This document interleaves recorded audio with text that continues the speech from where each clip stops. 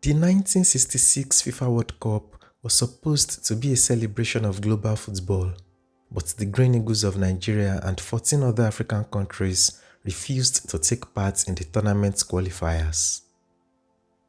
Their decision shocked FIFA itself and many football fans around the world, especially at a time when the World Cup was fast becoming the biggest sporting event on earth. So, why would an entire continent boycott such an important event as the FIFA World Cup?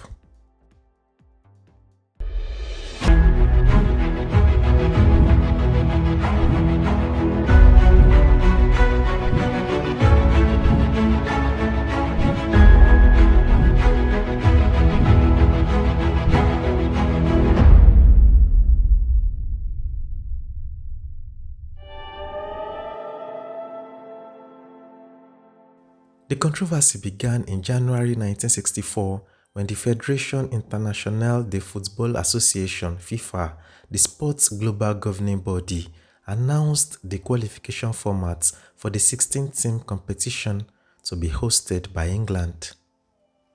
While Europe received 10 places, Latin America got 4, and the Central American and Caribbean region received 1, Africa, Asia, and Oceania were left to compete for just a single slot. This meant that dozens of countries across 3 continents would fight for one place at the finals, despite the growing popularity of football in Africa. To many African football administrators, the arrangement was unfair and disrespectful. Rather than accept what they viewed as discrimination, African nations decided to boycott the qualifiers entirely. Their protest would later become one of the most important moments in the history of African football and force FIFA to rethink the continent's place in the World Cup.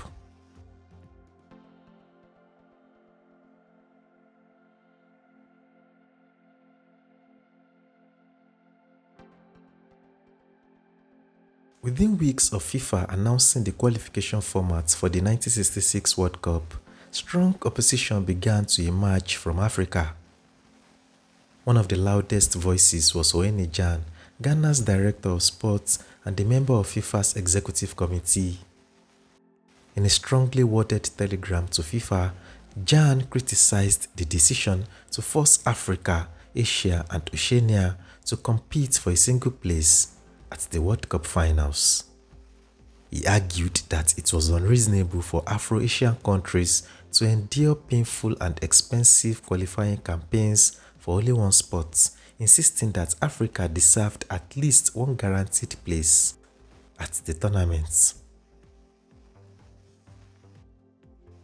Djan's confidence and determination were heavily influenced by Kwame Nkrumah, who viewed football as a powerful tool for African unity and international recognition. Since Ghana became the first sub-Saharan African country to gain independence in 1957, Nkrumah had encouraged African institutions to challenge global inequalities. He reportedly instructed Djan to do everything possible to place African football firmly on the world stage. As a leading member of the Confederation of African Football (CAF), Djan joined forces with Ethiopian football administrator Tesema Yidne-Kacho to challenge FIFA's decision. Yidne-Kacho described the qualification arrangement as a mockery of economics, politics, and geography, arguing that it unfairly ignored Africa's growing football strength. The two football administrators also pointed out the enormous financial burden of arranging intercontinental playoffs against teams from Asia and Oceania, cost which many African countries could barely afford at the time.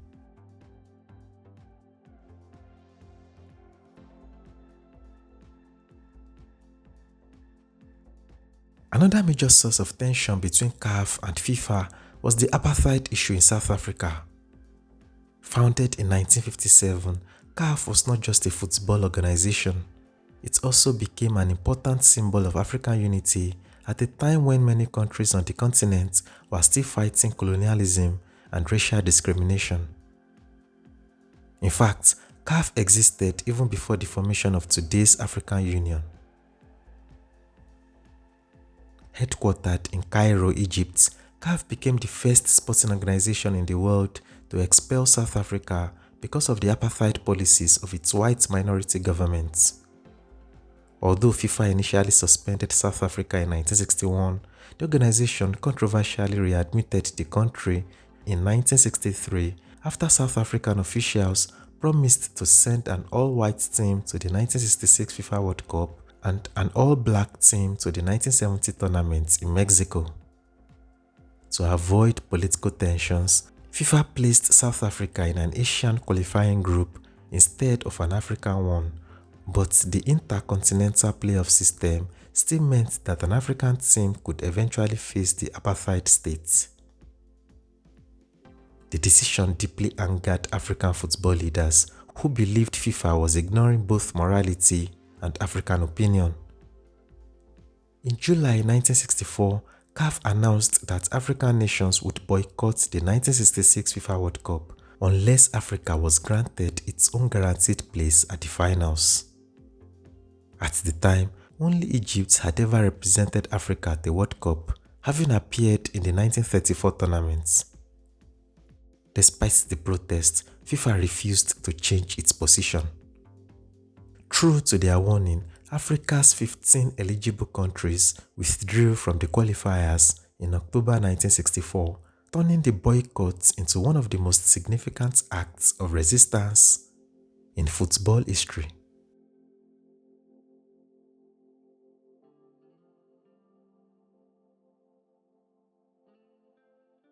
With several Asian countries withdrawing from the qualifiers for financial reasons, only 2 nations remained to compete for the single World Cup slots allocated to Africa, Asia and Oceania by FIFA.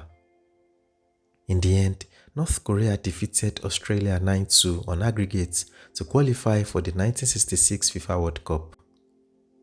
In many ways, Africa's boycott became North Korea's gain.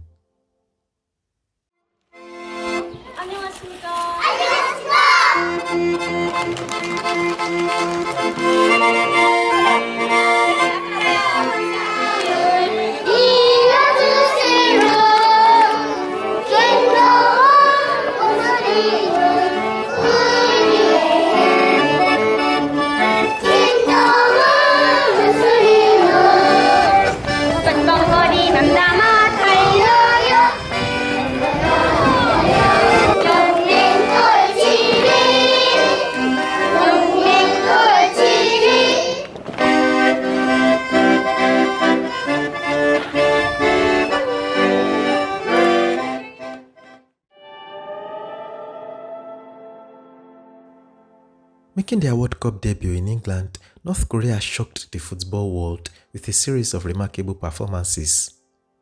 They famously defeated Italy 1-0 in the group stage to reach the quarterfinals, becoming one of the biggest surprise teams in World Cup history. Against Portugal in the quarterfinals, the Asians raced into a stunning 3-0 lead before the brilliance of Eusebio inspired an unforgettable comeback as Portugal won 5-3.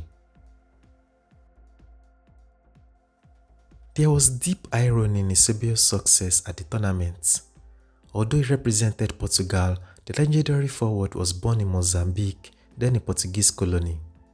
He finished as the tournament's top scorer with 9 goals and helped Portugal achieve their best ever World Cup finish at the time.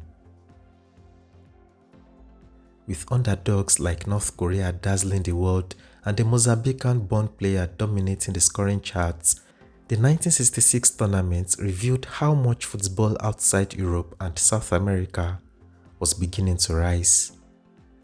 The impact of Africa's boycott soon became impossible for FIFA to ignore.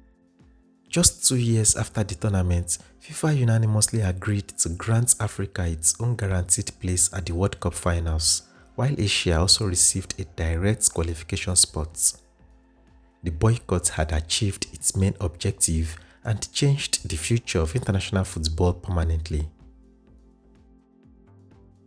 Today, Africa has become one of the most important regions in world football. The continent currently receives 9 places at the expanded World Cup finals, starting with the 2026 FIFA World Cup, which is being jointly hosted by the United States, Mexico, and Canada, a remarkable contrast to the single sport that triggered the historic boycotts of 1966.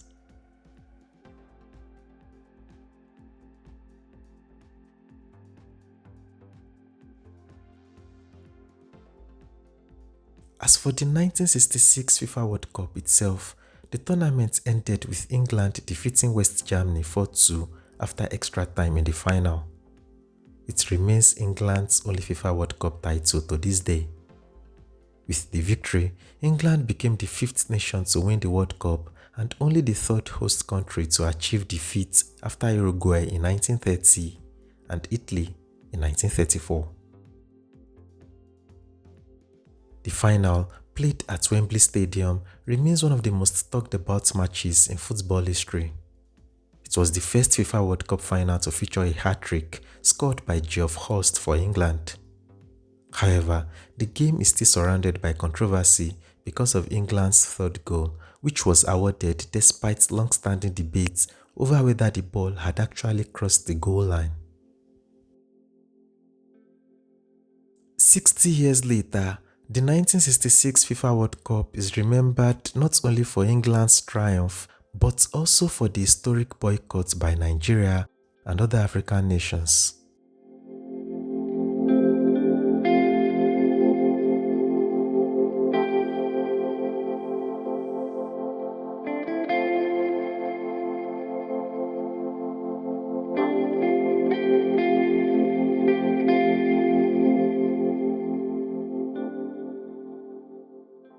While England celebrated glory on home soil, Africa's protest reshaped the future of global football and forced FIFA to finally recognize the continent's rightful place at the World Cup.